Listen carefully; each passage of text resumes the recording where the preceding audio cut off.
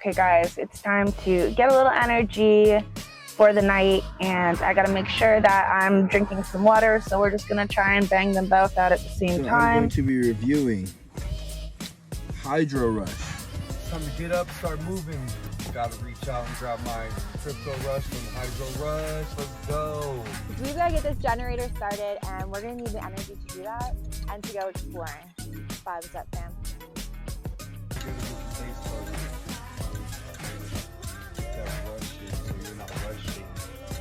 Cheers, fam.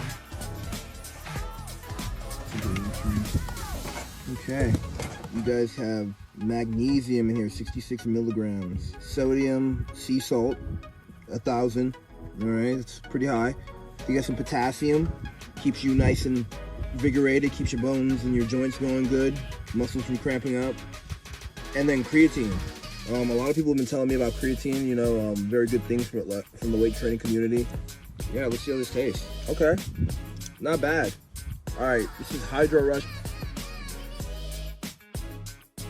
Okay, thank you so much for joining me, Arriel, 111 Podcast. How are you feeling today, fam?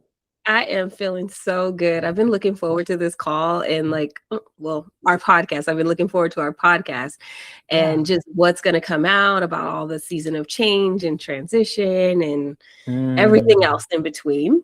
New beginnings for sure. So I am just like elated that you're here, Arriel. Thank you again. I'm very grateful for you. Very grateful that I was able to meet you in Denver just a few weeks ago. And like at a biz conference, right? Entrepreneur conference, we went Achieve Biz. And I was just blown away. I've never been to a conference like that. So when we connected and I was like, wait a minute, I got to meet this person across the aisle. I was like, she looks so cool. And I'm like, let's start there, you know, first impressions, right? We always talk about when we work with people in business, obviously, we got to like them, we got to trust them, right? And so it's like, what was kind of your first impressions when meeting me? And then what convinced you that you had to get on this podcast? Let's start there before we do introductions, because I love that. Because come on, you could be on any podcast, Arriel. There's a lot of different podcasts out there, you know. So what attracted you to what I was doing, and what is just, what was your overall first impressions? Yeah. So when I met you, the first thing I was like, the hair. I love the hair. Who is this man behind the hair? I love it. Thank you. I need to know more. I'm super curious. And then as we started to talk, it just felt very natural, like very engaging. We both are very curious and inquisitive. And then, you know, we started to talk even more. And I'm like, you know, I'm in this, you know, stage of transition, you know, with life and with business. And I was like, this just makes sense. And, you know, when you were talking about 111 and being like the spirit of change and things like that, so, well, I literally listen to signs from the universe all the time. So maybe this is a great place to talk about all of those transitions, talk about, you know, the good and the bad. Nothing's been ugly. Let's be real. Nothing's been ugly, but talking about all of those things in a way that it resonates with people, and they see themselves within me, but then also are inspired to do their own thing. So that's why I'm here today.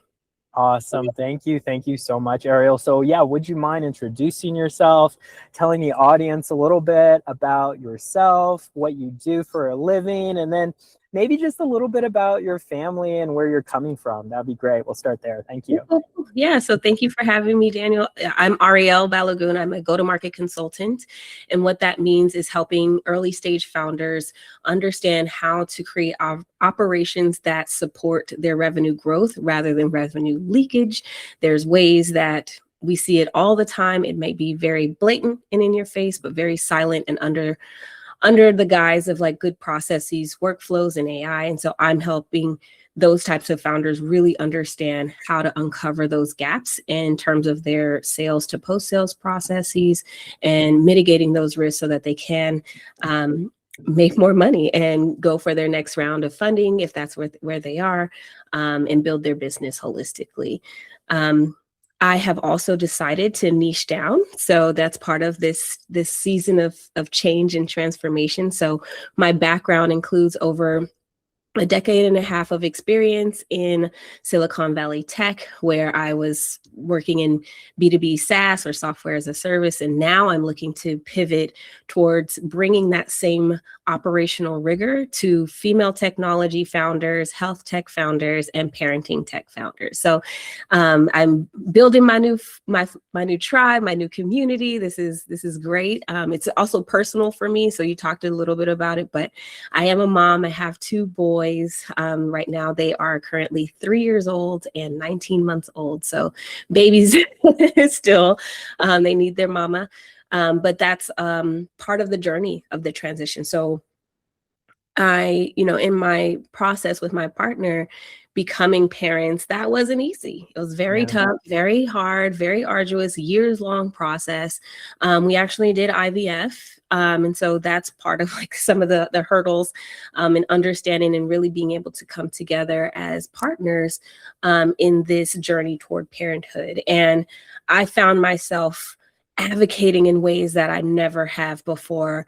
Now that both of them are here, advocating for them as, their parent. And we together, with my spouse and I together, like really trying to be as intentional as we can be to make sure that we are shaping them in ways that they are, strong, resilient, curious, adventurous, bright little boys, to become bright young men and men later on. But that's very intentional for me. And so having the parenting technology piece in there, like how are we all trying to manage all of this on top of making sure that we have wonderful human beings that are watching, and they need great role models as well. So that's been part of the change, but it's been highly personal for me. And I said, if I can use my superpowers in revenue operations or go-to-market strategy specifically for those types of founders, then I can help with impacting millions of women and millions of parents as we have our next technological advance. So we're in the age of AI right now. So it's very personal to me,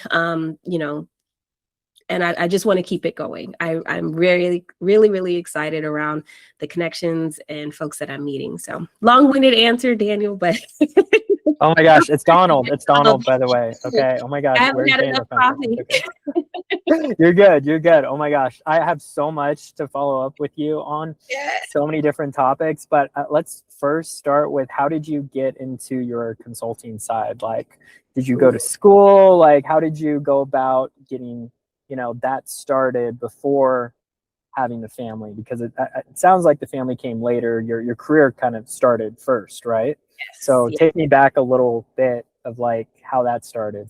Yeah, so that's going back into my like Silicon Valley tech days, startup days for sure. Wow. So being in that environment where the business move fast, we need to be able to respond fast. We need to be able to get teams and departments of people to also operate with the speed that we're expecting. It's a good exercise to know how to do. Like that was always a great challenge for me. But there's oftentimes a lot of great ideas and thoroughness of execution that's missed. And so when I say that, it's not to say like we're just cutting corners, but sometimes you kind of have to. You can't think, through your process A through Z. You kind of get through A through D and you're like, got to keep moving on. But in those moments where we could have like said, well, if we go from A to D, can we just get to A to G and maybe just think about it a little bit more? And that's where a lot of my best and brightest ideas were kind of like left on the table, or we pulled around, and we started to see revenue leakage. We started to see gaps in process. We started to see where things were breaking down because of some of the shortcuts that, as a company, it was decided to make. And so did I always want to be a consultant? Later on in life, not quite right now, but a few things happened. So one, a lot of my good ideas and strategy were left on the table. I said, well, where can I leverage that to have that, enterprise level rigor for companies that are just starting out and need that kind of expertise, but don't necessarily want to hire a full team to do that. So that's some of the learnings that I was there. One part that I'm I haven't touched on yet, but was around coaching. So after leaving my career, I decided I would go into career coaching first. And if we just think back, when was that? When did you that start? was in 2023. So here specifically, that's when a lot of layoffs were happening. This was the start of AI and starting to take off and understanding what this wave of AI will actually mean. And things are really, really hard in the market.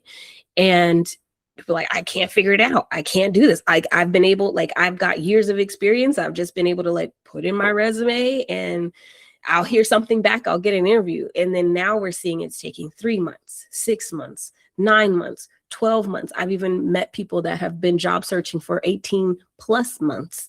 Yes. To try to find their next role. And I said, well, what can I leverage based on what I know and my own personal brand, which is making complex things simple? How can I do that on the career side? Because I can't bang on the doors of these executives and say, hire these people back. Don't you understand what is happening to their family and how things are really breaking down? And you will need these folks again. We can't just put all of our eggs in the AI basket and hope for the best. You're going to still need humans and humans in the loop. So started the business 2023 with career coaching, understanding with working with my clients on either the job search coaching or professional development coaching, because they're like, I don't have a manager that's giving me the time of day to understand how to move certain projects ahead or forward, or getting the granularity of the context that I could give them or share with them so that they can be more influential and impactful in their own roles. So that was the first part. And I'm like, wow, these executives are still saying the same things when I left, tech. And now it's like years are going by. I'm like, we still asking this question. That's still a silo. This is not actually strategic at all. And so it's in my work with my coaching clients that I said, well, if I had to take a stab of going back into startup worlds or corporate, what would that look like? And I said, well, I don't want to be an employee right now because I think my values and my ability and capability can be spread so widely, like still within my niche and my focus area, but spread so widely across founders that actually need that rigor. I can have more impact in more places. And so that was the thought, and then I had one conversation that changed everything. This was last year, right around Dreamforce. So that's Salesforce's largest annual conference here in San Francisco. And I met with a very high up go-to-market executive at a prominent company. And I won't name his name, but we had a one-on-one conversation. He's like, how would you tackle AI right now at the enterprise level? What do you think is missing? And so we're talking about that. And I was like, I never really thought about it that way. Or if I were to come up with a solution leveraging AI, what would that look like? And I started to literally, the wheels are turning. So all of the things that I've learned over years in Silicon Valley tech, how can I then use that to say, we can really leverage AI in a really good use case here? That's going to be super cool to do.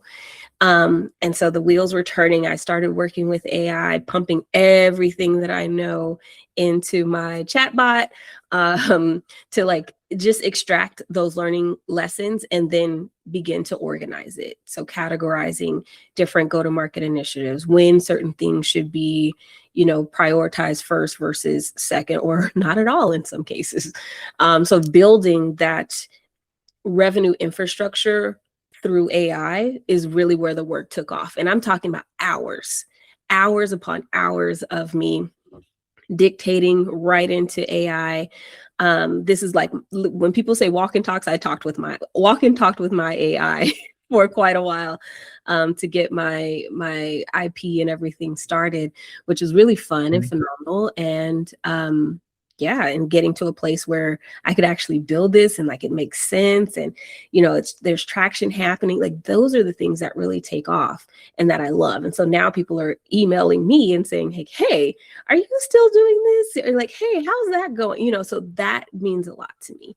And leveraging both, my relationships with the folks that I've coached, or I've at least had some type of networking session to talk about their career, leveraging my LinkedIn newsletter to keep a pulse on like what people actually are seeing and hearing out there, so that content that I create is actually useful for them and not another piece of noise or something that they're just like, I'm gonna send it to the spam folder or archive that it's not meaningful for me. So that's where a lot of things have really taken off, and I'm really proud of it. And I'm just, on the cusp of taking it even further. So that's where I'm at, where I am now, why I'm super excited, what keeps me up late, and sometimes gets me out of bed early. But yeah, that's where I'm at. I love that. So you mentioning earlier about leveraging AI. When did you first start getting into AI? And what are some ways, well, you already said it, it was like your best friend. You're dictating certain things to your AI to find the answers to help your clients, especially with your career coaching aspect. But yeah, take me back, like when you first started with AI, and maybe some advice that you would give the audience, ways that they could leverage AI too to help their businesses grow. Yeah. The first thing I would say, don't be scared of AI. Yeah, we're all still in, I called it this morning, AI beta. So it's, as AI changes and evolves, we're always going to be constantly experimenting with it. But what I consistently tell folks, on top of like not being afraid of AI, is really find your own voice when it comes to AI. What do you like or not like about AI? Developing an opinion around which LLMs do better or not, what use case, like, and I'm not going to pick on some, but if I had to name one, like, this just cannot deal with complex asks at all. So I just do Which one? Tell me. Gemini. Oh no. Yeah, really? That one's not my fave. Okay. If I have a simple task, it does well with that, but complex, it's not good at complex. It kind of breaks down, and it feels like a little AI hallucination. And I'm like, what is happening here? And then your journey will change and evolve. That's what I will say too. So with me, I started out on ChatGPT. Okay. Just asking it random questions. Sometimes I would throw a few questions in there about like, how would I deal with this, on the home front?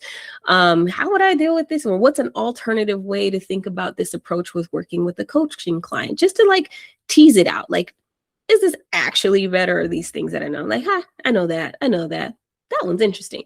And then one thing I started to do is asking AI to give me a surprise or bonus addition to whatever prompt or question that I have, and letting it kind of do its own thing. So that's my own way of letting, like, I would say not letting, but like accepting and inviting AI to kind of do the little mini hallucination, or like geek out, if you will, to see what that could look like.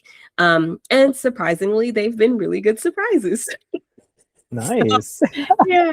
So that's something that I kind of experiment with when it comes to AI, but it serves two purposes. One, again, kind of gets me out of a box of how I think about it. And then also exploring like where can I really play with AI? There's definitely business expectations and outcomes with it, but you still have to evolve. And one of the statistics that I heard from a conference I went to a few weeks back was that AI will inevitably change every 3 months. So, and that time frame is going to get tighter and tighter. I mean, at some point it'll hit an apex, but right now, like, if you look at AI 3 months ago to where it is now, it actually has come a very long way. And so that we have to keep thinking about it, keep iterating, keep testing the waters, if you will, so that you kind of stay on par when it comes to AI. So that's the biggest thing for me, is like just really understanding that things are going to change, and honestly, it'll get a little easier. So for those, Oh, okay. yeah, for those of us that are not as technical, like I do not have an engineering degree. I am not a developer, Neither am but I. it is starting to level the playing field. Like I love technology. I love Mhm. using it, but now being at Right. a place where I can kind of think like an engineer or build things to my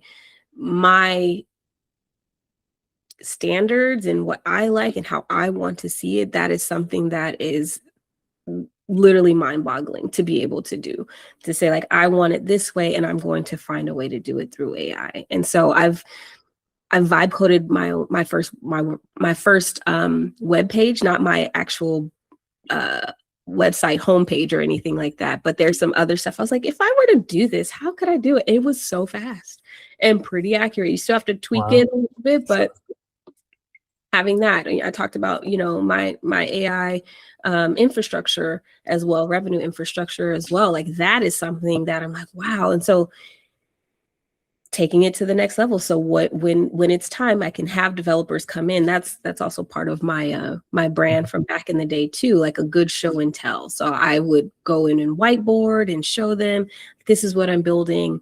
And this is the expectation and the outcomes we're looking for. And so then being able to say from like my MVP or, what I've built now, like this is the expectation, this is the goal. Now, how can we make it even better from there? That's what's really nice about this age and this stage with AI. Right. No, I think it's incredible what we can do with AI these days. And like, I use AI for a lot of my business, a lot of my automations when I handle clients' is social media, let's say, and then also with the proposals, the contracts. Like, it's not like it's made it so much easier, but still, it's like there's a very small percentage of people that actually use AI. Right. So it's just so fascinating. And I know it takes time, right? Technology, anything, right, takes time. Right. Even like with when the iPhone first came out, right? A lot of people were suspect about it, right? But Steve Jobs gave us another reason to care, right? And we need more people like him to actually stand up and promote and share and like, hey guys, and he wasn't a tech genius, but he was a marketer, right? Essentially, and he was a really great public speaker, right? And so it's like we need those types of people as well in technology to take it to just the everyday person, right? So I think we need all different types of people. So you don't need to be super tech savvy. You don't need to be a developer, right? You just have to, honestly, I think it's just asking better questions. And I think AI is really helping us with that. And I feel like we're not curious enough. Most people, they're not as curious as us, Arriel, you know? So it's like, I almost thought in another life you could be a great journalist, Arriel. I'm not gonna lie. Like, I think you would definitely be a very good, it's all about research. It's all about, interviewing people. And I felt like when I first met you, I was like, oh, she's got to be some kind of journalist background. I don't know. That was my first thought, but it's still, where you came to Silicon Valley. And like, I wanted to even take it a step further back from Silicon Valley of like where you went to school. Like where Arriel got started before going to Silicon Valley, because I feel like the audience needs to know a little bit more about your backstory, like, is this what you always wanted to do? Or was this just like something that was like, oh, it's there, I'm in the vicinity, or I met someone? Like, I really want to dig a little bit deeper, if you don't mind, about your own story of like how your career really got started. Was this like from high school, or anyway? I'll shut up. I'll let you take it away. There's a lot there. I know. I bet. I want to hear it. I want to know. So I grew up in the Bay Area, actually. So I am a Bay Area native, specifically Richmond, California. I went to I'll talk about high school, but because that was one of the more pivotal experiences that I had. So I actually went to St. Mary's College High School in Berkeley. I was part of a program called Making Waves that supported me from 5th grade all the way through undergrad. So I had support in terms of tutoring and SAT prep, scholarships to help with, the cost of tuition and things like that. So that I literally had no choice but to succeed, you know? So I had this very rigorous program from fifth grade through, you know, undergrad. And, you know, I had a team of people behind me, along with like 49 other of us in our age group. And that are like telling you every single day, yes, you can make it. Yes, I'm going to go to college. Yes, I'm going to graduate from college. Like a lot of these affirmations and community building. So that was very integral in terms of who I am and what I do now. I will say that, you know, having Silicon Valley in the background, I was like, oh, I'll get there one day. I saw it as like my playground or my sandbox. Like I'll get to play there. I'll get to do that. It doesn't seem so out of touch or so out of reach for me, because it literally was in my backyard. And I was like, there's no reason why I can't do it. Like there's a lot of people telling me I can do anything. So why not? So that's like young adult me. I talked a little bit about undergrad. I went to Cal State Long Beach. I came back. I did my master's with University of San Francisco. And, you know, while I was doing my master's, I actually was in my cohort. It was a small cohort of us. There, the running joke was like, what's your new job now, Arriel? So, because I worked so hard.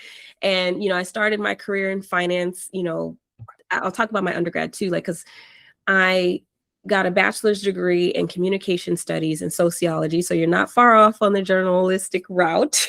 Okay, that's what I thought. You're a great communicator, by the way. Just Thank you. That out there. Thank you. But yeah, I was a theater kid in undergrad as well. And so, I can see that too. That took off a little bit, but you know, it was never planning to be famous. But having those backgrounds, communication studies, sociology, and going to grad school for business, I'm like, how do I bridge this together? So then I started my career in finance at Hewlett Packard, one of the largest companies I've ever worked for. And I was like, this is too big, you know, I really want to make change. And, you know, what I thought at the time I would become a CFO. And I was like, okay. I think this is the route we're going to take. So I took classes in finance, accounting, and years go by and I said, I'm not sure finance sparks joy anymore. I'm not sure this is after, talking to, you know, CFOs in my network, working alongside them. And I was like, I don't know if this is what I want. And it's part of being in that environment where you're like, you have month end close, you have quarter end close, you have blackout periods where you cannot take off. And so, you know, I missed a lot of life. I missed a lot of, you know, milestones with family and friends because of work. And I said, well, I don't want to do that anymore. What else can I do? And my same background, you could do anything. Like that's also a great thing, but also a really, really hard place to navigate. And it took a few conversations while working on the job. And I'm like, hey, you know, I don't like the way I'm working. I'm working really long hours. These contracts don't make sense. I can't invoice these customers. I can't collect on this now. Like this is all a lot of work. And so part of this was like some of my relentless curiosity coming up very early on. Like, how can I just help the people that obviously need some support and just be that resource for them? And what that looked like was, you know, at one of the companies I worked with after Hewlett Packard, we had new sales leadership, and that's always fun. Being in finance, like people in finance usually just complain at sales, not being a catalyst for change. I feel like that. Yes, I said, hey, new sales leader, I just want to be a fly on the wall as you're having your team discussions. I want to understand how these deals are progressing, how they're making their way through opportunities, because I'm seeing a lot of, you know, gaps on my side, and I don't want to become the bottleneck. I want to become the resource that helps folks get from this is just a prospective deal to deal closed and won. So how can we do that and make sure that we're working together? They were totally amenable to that. They started to see that people, you know, on their teams were just coming, you know, sometimes they would literally sit in my chair at my desk and wait for me to come out of meetings so that they could help. I could help them on their potential, like, you know, their contract or things or where they were a little stuck. And then one day, one of the leaders says, you know, you're not doing finance anymore. I was like, well, what am I doing? Like, this is just my job. I have to do my job well. He said, you're doing sales operations. And I said, oh, Tell me more.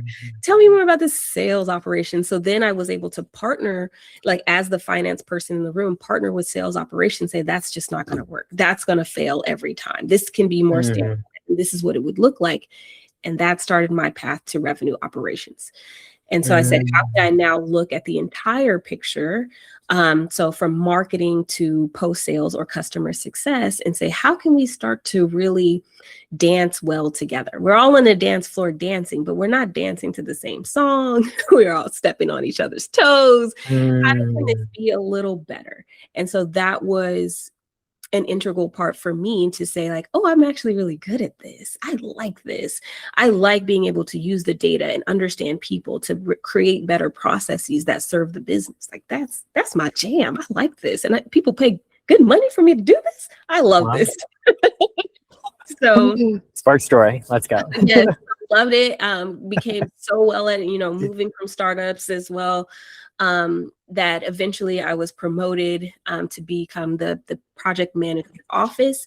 So to run all of the initiatives that the C-suite cared about. If they cared about it, I cared about it. My goal was to make sure that people were moving in the right direction, to make sure that, yes, we are making money and we're actually keeping to our deadlines when we have certain projects or initiatives. So that was a really fun time. I got to see lots of different parts of the business, but still use that operational rigor with program management for people that are like, I just can't stay organized. I just can't stay on. I got you. Don't worry. And this is before AI had really taken off. So we really needed that support. So then fast forward to just where I am now. I said, okay, there's a lot that I've learned across the years through education, academia, on the job, life experiences. Like, oh man, if I would have just did this one thing slightly different, that we could have had a different outcome. Or seeing competitors starting to do the things I'm like, see guys, I told you that was a good idea. Let's do it. Like, come on. Let's go. Yeah. So that just having those experiences, across the board and saying like, there is value to this. There is value in knowing, and there's value in a good process in how you usher people throughout the process and not just, burn them out. And so that's a lot of what I talked about in coaching, like preventing burnout, from all like top down and bottoms up, because that's super important if we want to move fast and agile. And also you have to have a good stop button. Like, is it time to stop this madness and keep it going in a different direction that is actually more efficient and fruitful and worthy of our attention? So that's a lot. I know I gave you a lot there, Donna. Sorry. You did give me no, it's good. Hey, this is your interview, not mine. All right. So I'm just asking questions. I'm actively listening, letting you grab some water because I'm sure your throat's parched. Yes. But no, it sounds like you've been in the corporate world for a long time. And so now you're kind of like in your new beginning stage of your own business, so to speak, right? With your coaching career coaching, but also your consulting work.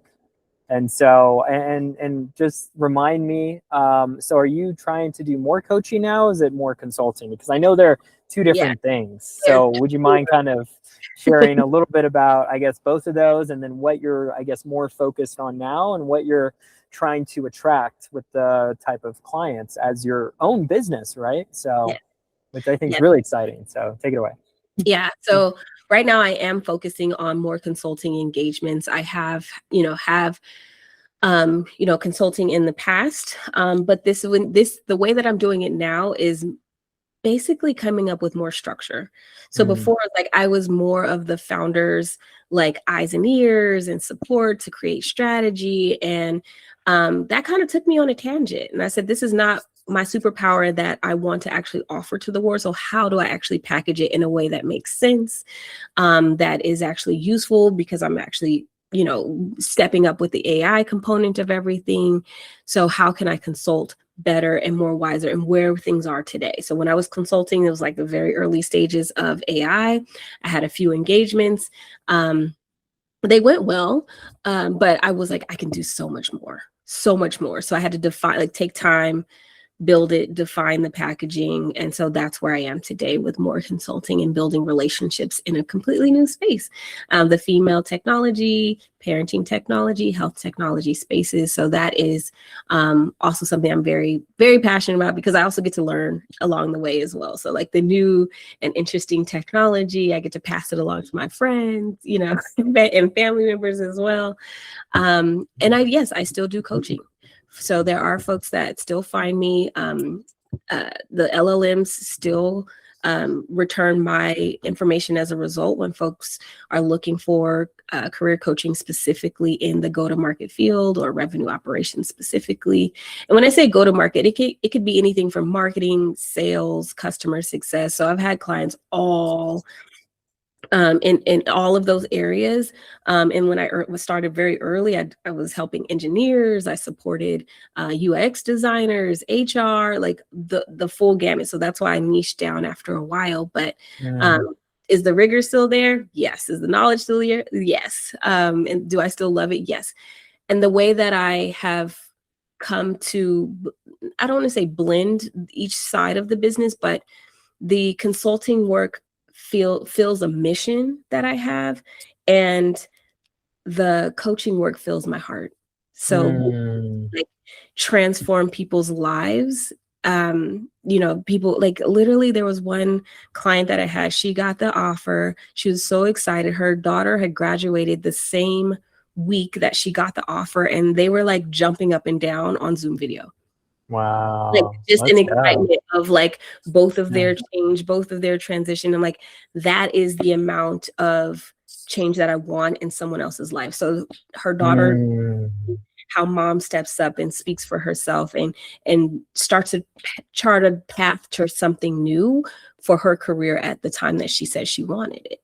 And then, you know, the daughter also being excited to be able to now go on to college, like lots of transition there.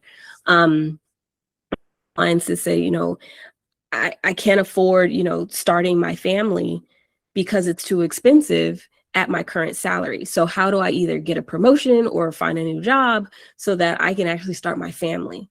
And now that I'm family, like those are the kind of conversations that you never get to like see on, like if you're just like heads down in the work all the time. And so like when I say it fills my heart, it truly does, because I love every single client that I've worked with.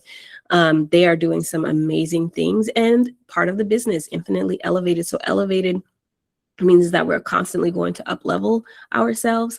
And the infinity part of it is that we can always come back around. So that means like the door is always open to come back to elevate. That's the meaning behind my business name. And that's literally what I do. So like I'm quite frankly in the middle of reconnecting with everyone that's subscribed to my LinkedIn newsletter to say like, hey, thank you for subscribing, listening, watching, whatever, because I have YouTube as well. Like what's content that you want to see?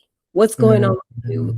One of the folks that I talked to earlier this year, we reconnected earlier this year, he said he's getting ready to adopt 2 little girls. And I'm like, oh, amazing. Like, oh my God, like, you don't get that unless you ask. And so this is a very human-centered, human focus that I have with all of the work that I do. So how does it impact people? How do they continue to, you know, up level themselves, become better? And if I'm a small catalyst to that change, that means everything to me. Yeah, that is huge. Oh my gosh. Thank you so much for sharing, because it's not like, I love careers that you can really impact other people in a very intentional, meaningful way. And with what you're doing, especially, it's extraordinary, you know, and it gives you that sense of accomplishment. It gives you that sense of meaning, of purpose, right? And it's like, those are the stories that I absolutely love to hear and to share with others as well. And I want to know more about, like, what advice would you give someone, since, you know, we're talking about career coaching, right? And they're still trying to figure out their career, right? And they're, you know, they're trying to find purpose, meaning, essentially, right? Like that's kind of the why you get a career, right? It's like, what is your why? What is your why, right? So what would you start talking to them about? How would you dig deep into their life, and how would you pull that out of their life, you know? Because a lot of people, I feel like that's kind of the number one thing with a lot of people, especially, you know, at a 9-to-5 job that they just don't want to be at, you know? And you know, that's a lot of people, but they just don't know how to get out of that. But it's like, what can I do if I just had a coach, right? Or someone to help me along that journey? And I feel like that's such an invaluable asset for people. And so, like, I guess, where would you start with someone? Yeah, we'll start there. Where I start every conversation is, what do you want? Creating your what do you want statement. That's not easy to do. I have literally a 3-minute video on YouTube that like is the catalyst to get people to start thinking about what it is that you actually want, whether it is for your career or it is for your business. What do you want? So that we can start to chart the path toward that North Star. I can hold you accountable in some places. You know, I always want people to know that they're in good hands. You are supported, but I will push you. I'm going to comfortably and sometimes uncomfortably push you so that you can get to where you say you want and your North Star. So that's always it. And like listening. So a good part of like coaching is like, you can't just be like so focused on you. It's like, I'm trying to hurry up and help this client. No. They're not on your timeline. You have to sit back and you have to listen. So I always start with the, what do you want? And then for folks that are like, I'm still trying to figure it out, like I have a lot of those conversations. I do understand 9-to-5 creates stability, consistency, you know, and stability in so many different forms. Like financial is a big one. You know, like sense of self is another one. Like who am I if I don't do this work? So a lot of people have challenges with that if they are laid off or, you know, things happen or reorg, whatever. So that identity shift does happen as well. So like the, what do you want? Also, I understand where you're coming from if you have the 9-to-5, but thinking about what is it that you could talk about every single day in every single way? It just comes up all the time. Quite frankly, it's RevOps. It's not the sexiest like party trick. It's not, it's not a conversation opener, but it's everywhere. And it's like, yes, I've been at happy hours and talked about revenue operations. Yes, I've been at conference and I talk about revenue operations. It inevitably comes up. I have my thought processes about it. I am very quick to give people like advice and, you know, like mini coaching or, you know, things to help move the needle, or because I could see like their wheels are turning, but something's not connecting. And I'm like, maybe if I just give them this little itty bitty piece of information, that'll help. And they're in 9 times out of 10, it's like, that's what I've been looking for. So that breath of air that I was in corporate, I'm still doing that. That is still inevitably who I am, what I'm all about. I want people to know that it's very easy to work with me. You know, I have standards and I have structure as well, but we can do this in a fun way. We can do this in a very structured way. And I've worked with, you know, C-suites and executives with all different backgrounds, and that they're bringing different things to the table. And I have to learn I had to learn how to communicate very well, how to still get things done, even though we have different makeups or backgrounds, things that, you know, drive us nuts, you know. So, you know, I laugh now because it's like, okay, those things were very serious at the time, but coming out of those situations where like, oh, that was tough, but we did it. Like those are the moments I'll never forget, you know, very pivotal moments that I'll never forget. So coming back to folks that are still trying to figure out their career, be curious. There are free resources out there to help. I would say do not go about doing this in a silo or just like quit your job and tail off and go figure it out on the fly, because even if you're deciding to go fractional, it's going to take a while. You have like lots of connections, people that can introduce you. You have your structured packaging, like all of that takes time to build. And you don't want to just rip out your financial stability just because you want to be an entrepreneur. It sounds great, but it's a lot of work. It's like sounds so fun. But you have to have tremendous work ethic and balance and determination to keep going. Like no one's gonna set your alarm for you and say like, hey, it's time to get up and go work. Like, you just have to create that for yourself. And it's not easy, but it is doable. I will say that. Yeah. Other questions? I love that. Well, a question actually just prompted when you were mentioning towards the end there. How do you avoid burnout? Ooh, balance. Balance. So I'm actually in the middle of moving everything to my summer schedule. Okay. So let me give you one example. You have a summer schedule. So do you have a seasonal schedule? Do you have a fall schedule and then a winter? just summer. The kids are more available, so I want to be available for that as well. And it's not that business won't pick up or things. It depends on the seasonality of your business, but I know naturally, like, it kind of like people want to enjoy the sun. People want to enjoy their kids. People go on vacation. So why not figure out how to make that part of my process too, right? So the big thing that I see with folks, if you are thinking about entrepreneurship, is get your calendar in order. Like, I say that, I know that's a big ask, but being available, and I've seen some folks' calendars are like, oh, just go on my Calendly and book some time, or go on my Google, blah, blah, blah, and go book some time. And I see that they have time frames from like 9 a.m. to like 7 p.m. and they're like 30-minute blocks, and it's Monday through Saturday. I'm like, how will you ever get anything done? Right.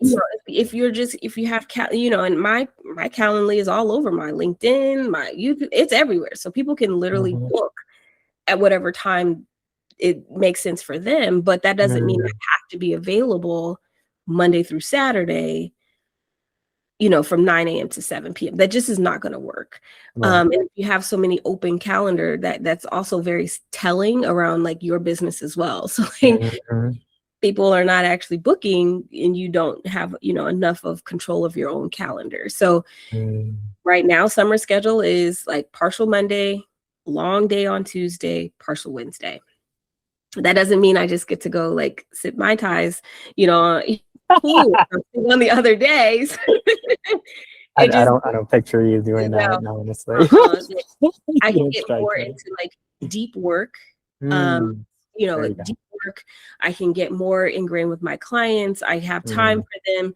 So I'm not like, oh, let's wait till next week. Like, that's not a conversation people want to hear if they have a challenge that they're working through right now. So I do need to make sure that part of my calendar is reserved for my client coaching or consulting to say, hey, like, I've got time later today, let's talk. Or like, actually, can you take this slot? This is open, and then still having time to work on my business, because there is still work to be done in my business too. Like, I've still got to make sure the bills are paid. I still have to make sure that, the accounting's straight, and I actually do my expense reports and, set up my content and work with my assistant and, build out more AI bots and all the things. Like, I still need time to do that. So if your calendar is wide open, that's just one example. But if your calendar is wide open, the one thing I would say is just really think about like what your business hours are if you're an entrepreneur, or if you are starting to think about your career next steps and you do want to invite people for a chat, being very time bound about it. I only want to do this on Tuesdays and Thursdays because my work calendar is easier on those days, or like I only want to do it on Friday afternoons because we have summer schedule. That's where it came from, honestly. Some startups observe like summer Fridays, whereas like you kind of work half the day, and then the rest of the day you just kind of monitor to make sure everything's okay, but then you kind of like check out by the afternoon. So I was like, well, how can I just move that to like my whole calendar and make it There you go. Sounds like the life. You're an entrepreneur, you can do what you want, right? You can do what you want, but you can do what you want, and there's a lot to be done. That's another thing. So I'm hearing a lot of structure within your day, which is very paramount, of course, when you're running your own business. However, a lot of people get into entrepreneurship because they want that independence, right? They want that freedom. So how do you find that balance between having the freedom, right? And also, like having that structure? Because I feel like there's kind of a fine line sometimes, because I almost see entrepreneurship as like a lifestyle, especially for, let's say, a single guy like me, where I'm literally, I always prioritize prioritize myself first before I serve others, right? So I always have to get my health and fitness in. Let's say at the start, I always have to do my meditation, my reading, my journaling, my great, just my routines of serving myself first. That's how I structure my day. But I'm just curious, like, how do you do it? And I guess like in such a way that you're serving yourself, right, before you serve others, right? Because you need to have your cup full, right, in order to actually fill others. So I'd love to hear your take on that. Yes.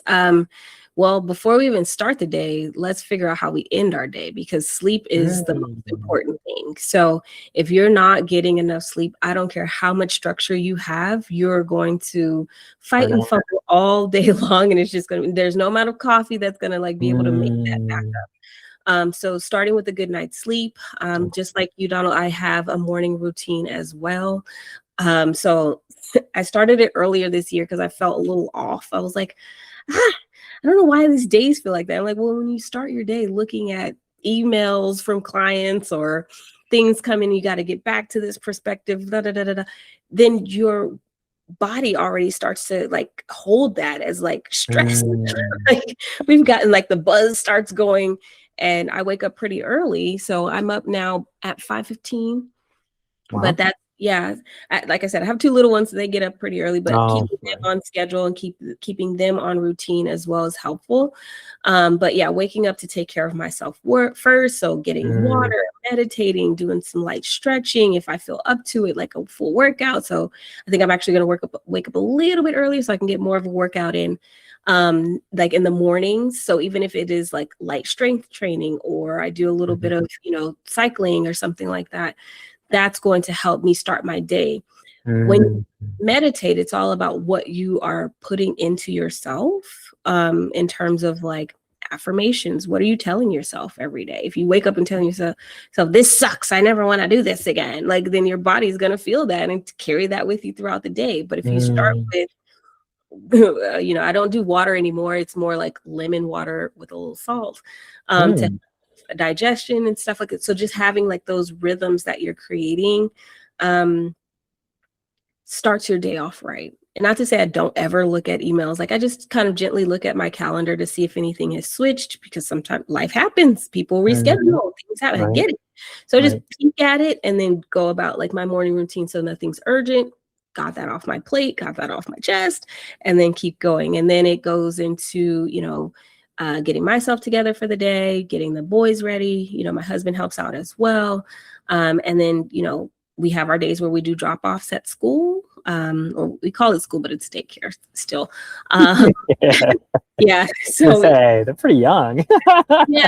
I mean, that was a cognitive choice though, like that we made to call it school so that they didn't feel like it would be a transit, like so many transitions down the line to call it school, like, because there is structure. It's not just like you go there, eat Fruit Loops and watch TV. Like, what? You don't?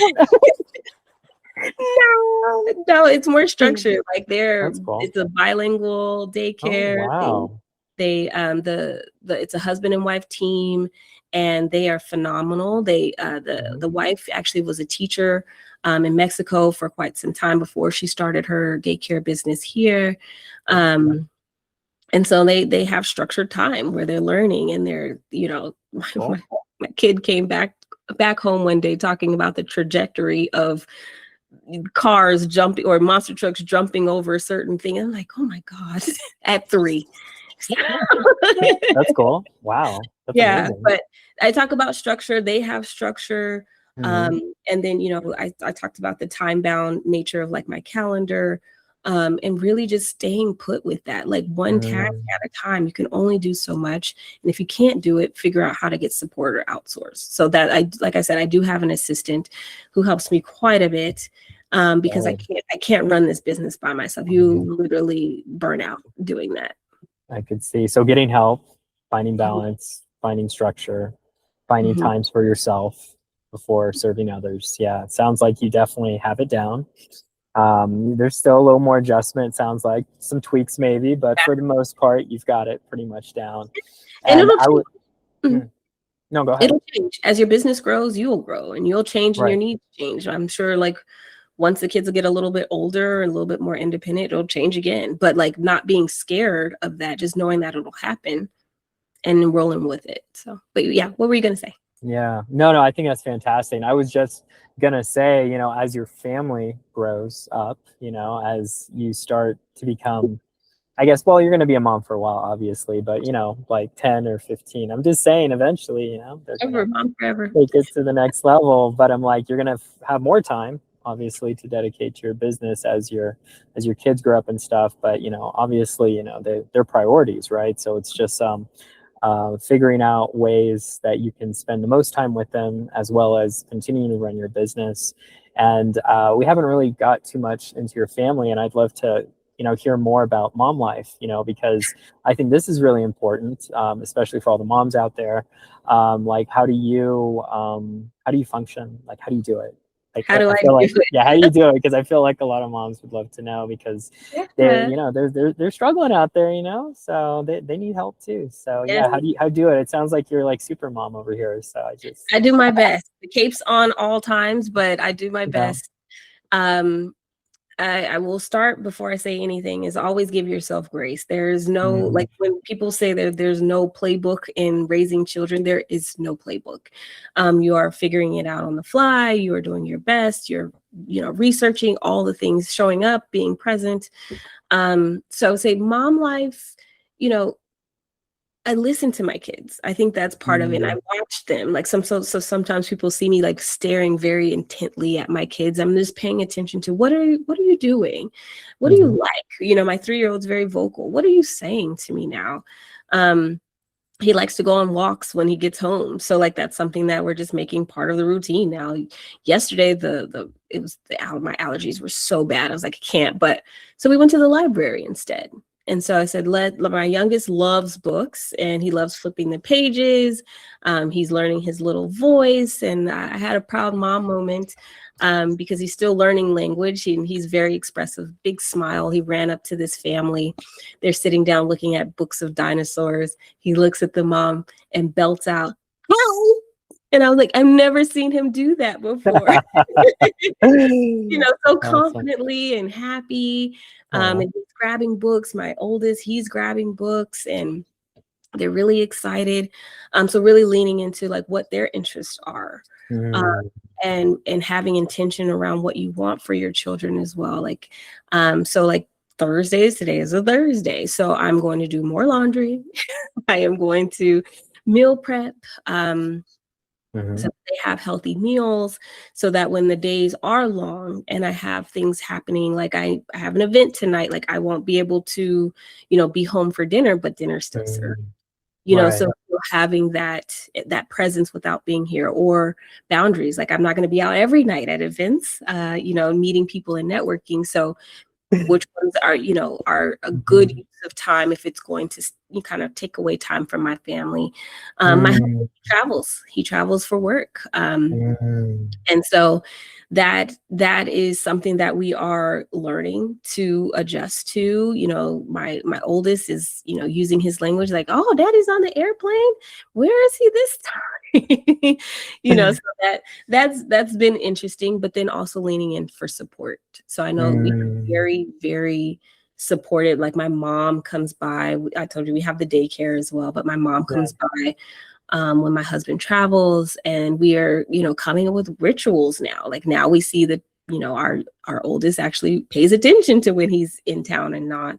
And so like, how do we find a rhythm or a ritual that we do before he leaves and when he comes back, so that, you know, they can both be excited about something, or it's not always gifts or gift giving, but something that we do as a family that's really cool and they're excited about. But like we take it in stages, but we're intentional, we listen and we do our best. And the days and the weeks that you can't, give yourself grace. Like I said, I'm going to do meal prepping, throw a bunch of stuff in the freezer so I have it. So like when the kids get sick or you get sick, like there's still things to eat and you don't have to worry about that on top of now health and wellness. So definitely. I love it. So it sounds like a lot of planning. A lot. To be a good mom, you got to be a good planner. You gotta be a good planner. Or be able to work on the fly. Like I that's very hard for me. And so this is what you're hearing is part of me understanding my strengths and my weaknesses. Like if you ask me to do a lot of things like on the fly, super hard. Super hard for me. That's a weakness. That's a weakness. Yes, that's a weakness. It's my Achilles heel, all the things.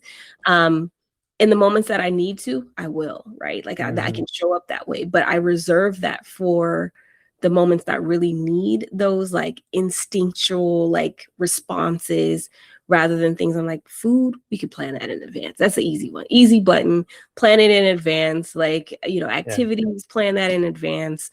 So that when things come up, like you can act and you're not feeling I think that's some of the times as mothers, like we get caught off guard when something is not to plan and you're like, ooh, what do I do now? And so now you have to spend all of your time and energy on that thing to solve that thing.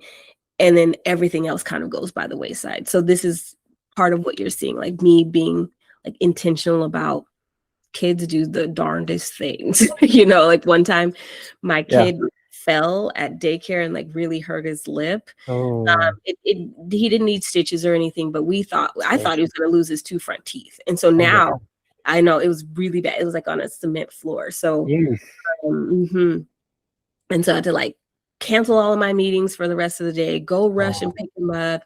Now I have to think about popsicles and like what's soft enough so he can eat, and the crying and the tears. And, that moment, it was like, oh, wow, like things can happen literally like all of a sudden and they're out of your control, but you have to just be able to say, well, what is my game plan? Well, everything that, and if you're booked all day long or have, your schedule's all over the place, it was easy for me to say, can we schedule for this time tomorrow?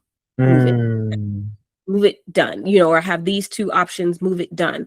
And I don't have to like compete with someone else that needs my support or attention at that time. And so I was literally able to spring into action, figure it out. I think my husband also was out of town for that too. And so like I had to schedule the dentist and get that going so that we, doing our best to make sure that he's okay. So there's just things like that, like give yourself grace. You may not always have the answer, but like business stuff, this is not life and death. Like right. I easily say like, let's move the meeting. Like would I want to? No, but like life happens. And just life happens. Priorities and yes. Your kid's obviously way more important than a biz meeting. So you're definitely going to take care of him. Yeah. So I totally understand that. Yeah. So I guess it's just, finding your strengths and weaknesses, seeing what you're good at, what you're not good at, but also, prioritizing and planning. And it's just like, I don't know, life be lifing sometimes, right? So it's just like having that grace, I think is so important. A lot of people, they're not, we're our worst own critic, right? I've heard this so many times. And I'm sure it's true for you as well. You've been too hard on yourself. So maybe that's another great question. I'll just throw that, how are you showing up for yourself, and how are you not being so hard on yourself? Like, what are some ways or some affirmations? I feel like that's one of your love languages, actually. Is it affirmations? Yes. Okay. That's what I thought. I was like, what's, I'm sure you probably call your husband every time, hey, give me some affirmations, baby. But like other things, ways, maybe tips, tricks, I don't know, just ways that you psych yourself up, because, let's be real. Some days you don't want to do it, right? You don't want to be a mom. You don't want to do work. You just want to lay in bed all day, binge Netflix. I don't know, so it's just like, how do you psych yourself up? How are you so positive? Because that's one of the things that always struck me about you. Just you're so happy. You're so positive. I'm like, I know. And I'm like, how can she show up for herself every single day? Like, Simon Sinek, I'm sure you're familiar with him, but he's always like, you want to find joy, when you get up in the morning, you want to be excited, enthusiastic to do what you love, right? And you want to find that your why. And so it's like, and maybe that's what it is for you. I'm just answering your question now. But I'm like, but we're humans still at the end of the day. So it's like, we have our ups, we have our downs, but that's my question to you though. Like, how do you keep being positive every day, no matter what? Well, to to be honest, like just starting with like the fact that I opened my eyes today and I have air in my lungs, like that in itself is, I'm grateful for that. This is a blessing to be like, okay, I'm waking up, I'm able-bodied, I can keep going. You know, I have great children, great family, like that, you know, the grounding myself in that too, to say like, life isn't that hard. Like I said, I'm not in, you know, I'm not a doctor where things can be life or death. That's not the vocation that I chose for myself. So anything that I can do today is like table stakes. This is easy. This is the easy stuff. So just kind of grounding in that awareness and that reality that like I can show up for myself today. There are days where I'm like, today is not the day. See? I'm saying. And being very with myself. And I said, well, we can't just, you know, lay on the couch and binge Netflix all day. Like that's not the goal. If I can't do what I set out or planned as the things that I needed to do today, what can I get done? And being very real and saying like, today is not the day where I have the full scope of energy. I don't have, the brain is not braining right now. I just can't formulate 2 sentences. And so like, what can I do? And so being real with yourself, because as an entrepreneur, you always have a task list. So go back to your task list and say like, let's just choose some of those easy button tasks and get those out of the way. And then once I get those done, maybe it's time for like maybe an hour or 2 of Netflix. And then you go back to something that's easy. But some days are harder, or like when I get sick. So I said, I have the little ones. Sometimes they come home when they have a cold, and like, I'm trying to figure out a way to get ahead of it. So if anybody has tips, please, what are y'all taking to make sure you stay on top of your health and immune system when kids come home sick? But they've been good the last few months. So that means I've been good. And I can show up, and I don't have that drag that inevitably happens because you're sick, you're tired, all the stuff. I do a lot of self-talk. You got this, girl. If my brain had a mic, it would probably say, you got this, girl, all the time. And then just kind of looking back. So I've been actually journaling a lot more, not in the sense of like sharing my deepest thoughts and ideas, but more so like tracking my activity, because you as an entrepreneur have a lot of things to do, and you can like look back past like the last 30 days and you're like, what the heck did I do? Like, yes, actually, like when I take a look at it, like you've done podcasts, like you got your content out, like you're responding to like your subscriber base, and like you're moving the needle on things where the consistency and the follow through actually compound, rather than just like letting it drop and then you kind of always starting from scratch, and not being afraid to get help. So that's one thing. Like, I know I don't know all the things, but I have great networks of folks that I know, like people I truly, honestly enjoy, and in different spaces. So I have my RevOps crews, like multiple of them. Y'all know who you are. I have mom founder groups. So other moms that are building something, you know, to like help with either children or whatever their ideas. I saw someone today is coming up with a pancake and waffle mix that's clean, like for children. I'm like, oh, you know, I want to follow that, you know. So like just seeing all in the, it's like, how can you not be inspired when every day someone's coming to this group and they're sharing their ideas, they're putting themselves out there. A lot of us are in the Silicon Valley Bay Area, and you know, that's specific to the group that we're in. And so we're all of these women taking bets on ourselves in different ways and building these businesses and believing in dreams. It's like, how can you not?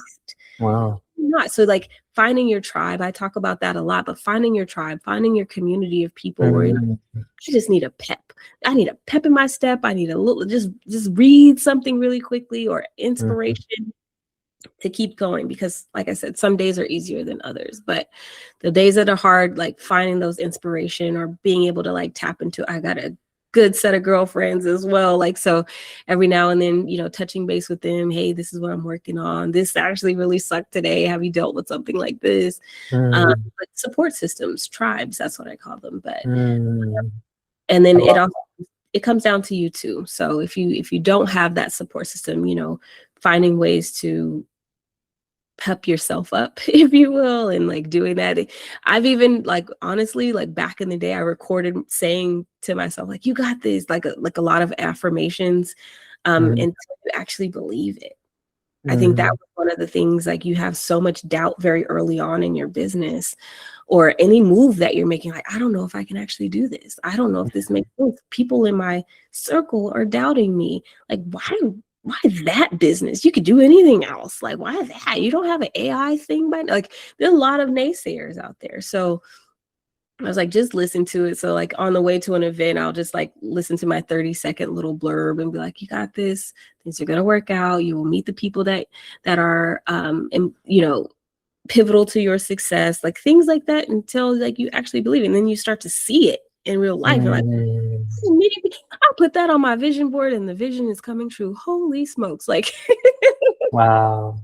You know, so that's the power of your own brain and your own mind and aligning your activities with where you say you want to go. I love that. So having a great network sounds like having a good group of people, part of your tribe, and people that will not only support you, but also cheer you on. Yes. You know? So, and also affirming yourself, it sounds like. So brainwashing yourself essentially every day.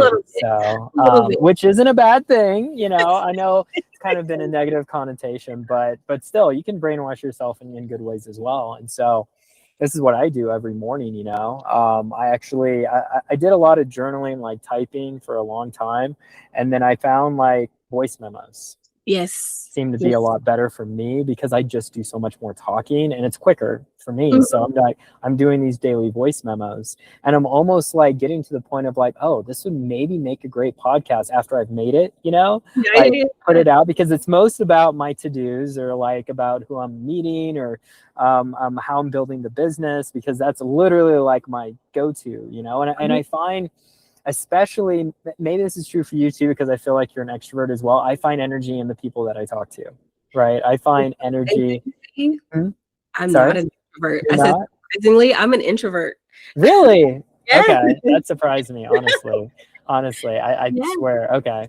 I've just learned to be really great with people. Like you're a people person. I'm a people person. I can tell that. I am an introvert. So definitely after that long conference we went to, I needed some time to just to sit and like decompress and like start to again organize, you know, where are my next steps. I met a lot of people. You met, like there was like 3 different round tables, 10 or 11 people. Then we had other networking, you know, tables as well. So you're learning, like it was a lot of folks. I want to say like probably touched on about at least 50 to 60 people, like holistically. So my granola AI note taker was just like nice. But yeah, lots of stuff. And I use AI where I can, and it's only for my use cases. Like I don't share it out, you know, and it's basically to help me remember. And that's how I'm able to recall, like, oh yeah, that was that one thing. And then I have my system where I actually track it holistically. So once I reach out, I'm like, this is the note that I had from the conference. I remember this conversation. I remember this. So I can't keep it all in my head. That is not a good way to go. No. I don't think anyone could. Those 2 days, I felt tired too, even though like I find energy in connecting with people. At the end of the day, I was exhausted those past 2 days. I had to have a little bit of alone time, reset, which is good, you know, but I don't know, like to me, and I'm sure maybe this is just a me thing, it's like I really find my purpose in serving others. I find my purpose in meeting up with people and talking with them and doing these interviews and doing even the podcasts and getting to know people. It really brings me a lot of joy, right? So it's just like, and sometimes when I'm by myself too, if I'm not working, I kind of like, I get the opposite. I'm like, oh man, we're some critic again. I'm down on myself. I'm negative, and I'm like, what am I doing with my life? You know, it's not to say I'm not that time all the time. Sometimes I'm not gonna lie. You know, just full transparency. It's just, it's that modality. Yeah, it's just the highs and lows we go through. But I always have to like reaffirm myself. I always have to like brainwash myself. Even with these voice memos that I do, it's just like I'm like pumping myself up in the mornings of like, okay, you got this. You know, you're going to have a great interview with Arriel. She's going to definitely just put a smile on your face. It's going to be great. We're gonna come up with some amazing questions. And by the way, most of my questions are impromptu. Like, this is how long I've been doing this. You know, I kind of just follow where you're going, and I just kind of like, I'm your guide in a way, or you're my guide almost. Actually, I should say that.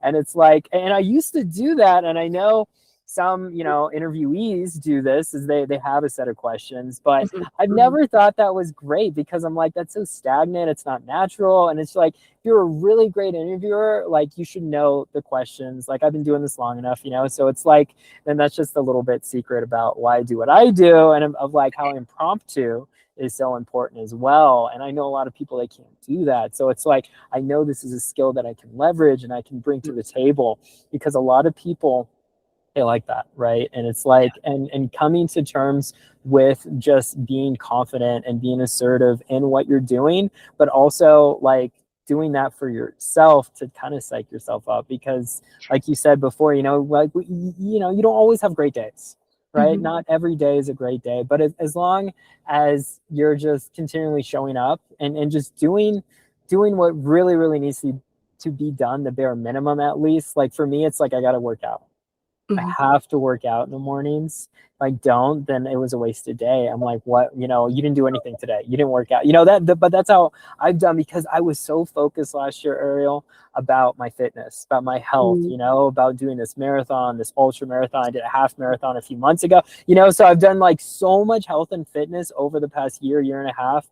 And I used to be like really overweight too, full transparency. I was on the bigger side, and I wanted to do something about my weight. I wanted to change that.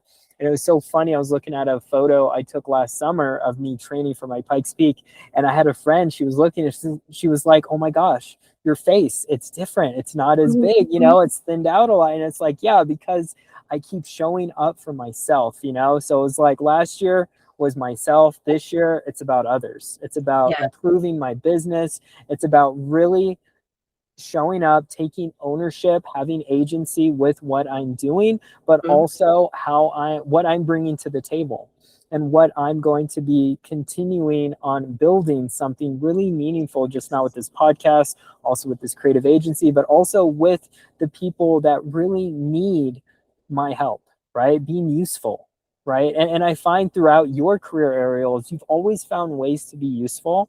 And I feel like that's what's been a really magnetic draw into us too, is like, I see this usefulness and I really love it, you know, and I feel like I can learn so much from her, you know. So it's like, this was one of the biggest reasons of getting this interview on the books, because I know your usefulness helps so many more people when they listen to this, when they watch it, you know. It's like, they're going to really figure out within themselves of like, oh my gosh, she's right.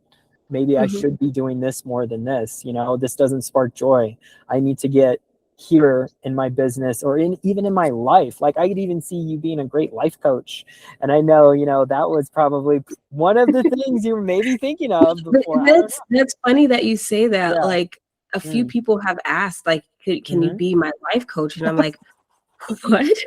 Like, aren't we all figuring it out at different phases and stages? Like, and I think at some point, like, you know, I don't think that my career will stop at just this business. I think there's, and to your point, it's always, how can I be of service of others? That's very important to me. Like, not, you know, being a doormat, if you will, but literally, if you have a goal, I think there's space and there's room for everyone.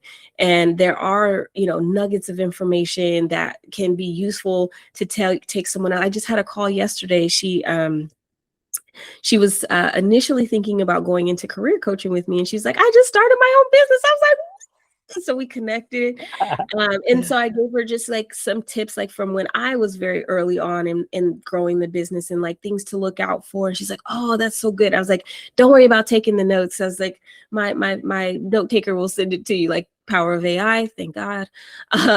But you know, it'll send it over to you, the full recording and the note taker, so that you can come back to this when you have time and space to do these tasks and activities and research, right? But like, getting back to the point, how can I be of service of others? That's so important to me.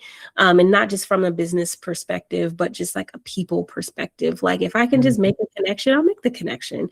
You know, if I know someone and I see that there's a challenge and two people are coming at it from different sides, how do I get these people to talk to each other? Because like this will be amazing. You know, it's like matchmaking, but for businesses and people who can support them, if you will. There you go. There you go. I like that. You should brand Yeah. yourself with that. Yeah, That there's sounds a fun. lot. But just being in service of others. So right now it just takes shape of careers and like business development, if you will. And how to help these companies that really want these companies, but the founders more specifically, and getting their product or service off of the ground. Like I do routinely go back in and like test their product from time to time. I get curious. Like, is it matching up to what we say we're doing? Does it live up to what we're saying? You know, I used to like in corporate, I used to go back and talk to customers. Hey, like I'm the RevOps person. Like I just want to understand, like very few times, but does this actually make sense? Do you like this? What don't you like about it? This is a safe space. No judgment here. You know, that's the whole point. Like, because once we have those layers of transparency, I think then we can get to the next phase of life or the next phase of careers or business, etc. But yeah, to your point, like we're like being someone's life coach, I think later on, definitely. I think I want to go through just a few more life experiences to help, you know, like especially as the kids get older and as they grow, you know, moving around, like I said, Bay Area native, but like moving around, understanding like so much more to be able to provide someone else that amount of value for their life and like what they're going through. Yes, but not yet.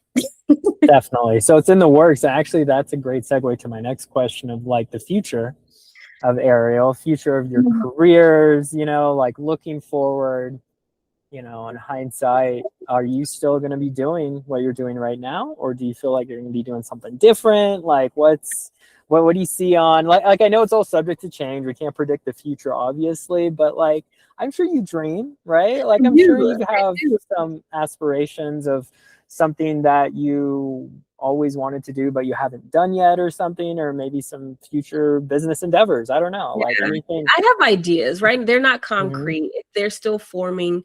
I can tell you like in the different ways I'm kind of shaping those ideas. So one, as my children see me as an entrepreneur and see my husband and his work ethic, what will come up for them, and like being able to make space for them as like children entrepreneurs, or like help them if they have a business idea and like support them with their journey, and partnering with them on some stuff as they grow. I do really lend myself to health and wellness like that.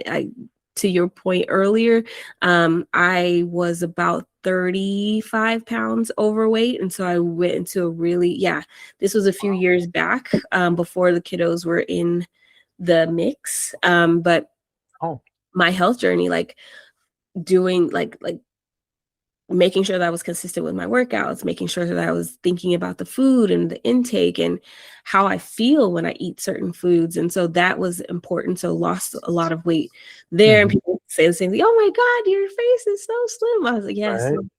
But that was being sedentary for a very long time. And like, the reality is that like, you don't have to do that anymore. You can change things around. And so now that you're kind of on the other side, you're like, I don't want to lose that. I don't want to go back to what was, because I know how I felt that way. So I think of some type of health and wellness retreats of some sort.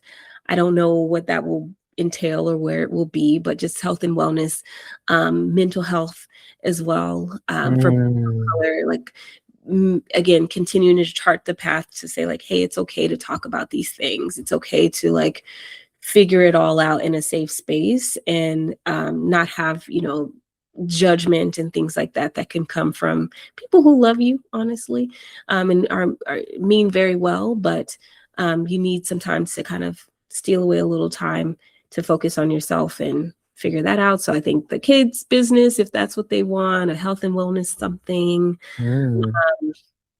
definitely life coaching and something like that. But yeah, I'm not sure. I'm open. I have many lives. The cat with many lives. I've had like so many careers and career pivots, changes, transitions. That, you know, this is where I'm staying put for a good chunk of time. This is where I want to be. This is where I'm aligned in how I shaped how I want to have my business. So I plan to be here for quite a while, until I decide like what will an early retirement look like or encompass. So that's where I am. I don't think you're gonna retire. I think you're just. I don't think so either. If you love what you do, you don't work a day in your life, right? So why even retire? Like, I heard it's miserable when you retire, right? You're always trying to find things to do. Like, why do that when you can just keep building, right? So if you enjoy it that much, and honestly, like, I'm not planning to retire this podcast anytime soon. You know, I want to keep going. I want to keep doing it year after year, and I know consistency is key with everything we love, we do. Eventually it's going to hold value for so many more people out there. And I'm just like, I'm really blown away by your consistency, showing up as a mom, showing up as a consultant, a coach, you know, as for yourself, showing up for your family. Like, this is really huge, and it's very heartwarming to really hear your journey and see how you've just like slowly just kind of just climbing up the mountain, you know, and you're just like continuing to climb, and it's really it's just really exciting to see that in a person's life. And it's one of the really pure stories I find when I talk to people on this podcast. So I really appreciate you taking the time to share with me. And just a few more questions. We're kind of winding down here, as you can see, a little bit. But I'd really, and I've been having a great time, by the way. I hope you are as well. Okay. So I thought. We're getting it all in, but yeah, I was gonna ask. That was kind of my next question. Was there anything that you feel like we haven't covered yet that you wanted to cover? If it's about your business or maybe some inspiration for others about the meaning of life or purpose, or something with your history that we didn't cover that you wanted to cover. Yeah, just before we end, one thing actually. There's always one. Go for it. Always. Search for inspiration. Because at least for me, sometimes I doubt what my abilities and capabilities are. Sometimes as a mom, sometimes as an entrepreneur, you know, stepping out into something that's new and different. But until you actually see like, oh, someone's done this before, or I know I'm charting the path for something completely different in terms of my business and how I'm structuring it, the blue ocean strategy may be super tiny for right now, but like, there's also been other people that were in your same shoes. It may not be directly equivalent, but you can use those as strategies and inspiration to say, you know what, if they were able to do it without AI, or if they were able to do it without all of the support, then what can I do to then start to either mimic that success or chart a path toward my own success? And I think that has been eye-opening for me. There are things that I literally have dreamt of, and I was like, there's no way that'll happen. Like, there's no way, you know. And so you open yourself up to opportunities where it's like, oh, it happened. Oh my God, I did it. Or, oh, like, I'd never thought I'd be on a podcast. And now I've been on plenty. And I'm like, oh, there is a lot to stay in there. You know, let it out, you know, if you feel so inclined to talk about what is important to you and what you're building and what you're doing, talk about it. And I feel that the more you talk about it, the more you cement within yourself that, yes, I'm not trying this or trying to do it. You are doing it, and you are moving things forward. And it may not be very apparent to you, like, in the way that you need to see it, right at that right space and that right time, but the things are changing, and you're doing the right things, and you're trusting your instinct. And when that gets to be too much, take a break. I literally, one of my mentees yesterday, I said, just sometimes you got to kind of slow down, sit in silence, and feel what comes up for you and what resonates, so that you can listen to your own instincts rather than the noise. I love that. I love Yeah. That's a good take. I love that. Slowing down goes a long Mm-hmm. way. Sometimes we take it too fast. We burn out too quick. But slowing down, being intentional, right, and listening to ourselves, right. Yep. I think that's really important. Where can people find you if they would want to contact you? What's the best place Yeah. to go to schedule a call with Arriel? Yes. So on my LinkedIn, Arriel Balogun, you can, right at the top, it says book an appointment. You can choose from currently 4 different slots, whether it is just networking, getting to know me. But more importantly, if you need a business discovery call, I have those available, as well as career strategy sessions for those that are looking to up level in their careers. I also have my website, infinitelyelevated.com. And you can also see me on YouTube, some of the videos and podcasts and webinars that I've had from the past on YouTube as well under the RevOps Career Coach. Awesome. Well, thank you again, Arriel. This has been such a pleasure getting to know you. And yeah, I'm very looking forward to publishing this episode probably within the next few weeks. I'm a little backed up as always, but I think that's also a good problem, right? Yeah, always that's have content, always have content. And I'm actually due for another episode already. But yeah, so thank you again, Arriel. You've been amazing. And yeah, I appreciate you so much. So take care. Thank you. Take care as well.